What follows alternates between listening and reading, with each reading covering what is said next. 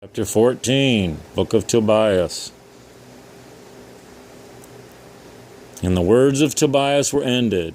And after Tobias was restored to his sight, he lived 42 years, and saw the children of his grandchildren. And after he had lived 102 years, he was buried honorably in Nineveh. For he was 56 years old when he lost the sight of his eyes, and 60 when he recovered it again. And the rest of his life was in joy, and with great increase of the fear of God he departed in peace.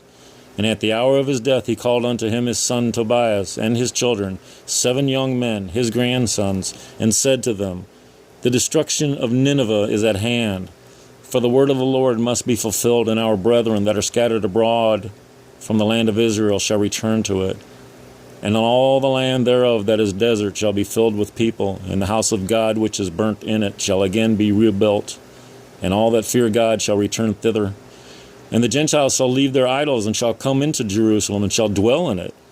And all the kings of the earth shall rejoice in it, adoring the King of Israel. Hearken therefore, my children, to your father. Serve the Lord in truth, and seek to do the things that please him.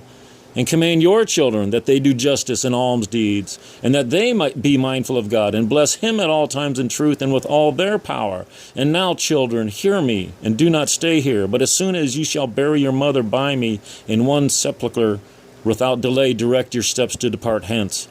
For I see that its iniquity will bring it to destruction. And it came to pass that after the death of his mother, Tobias departed out of Nineveh with his wife and children, and children's children, and returned to his father and mother-in-law. And he found them in health and good old age, and he took care of them, and he closed their eyes, and all the inheritance of Regel's house came to him. And he saw his children's children to the 5th generation. And after he had lived 99 years in the fear of the Lord, with joy they buried him. And all his kindred and all his generation continued in good life and in holy conversation, so that they were acceptable both to God and to men, and to all that dwelt in the land. End chapter 14.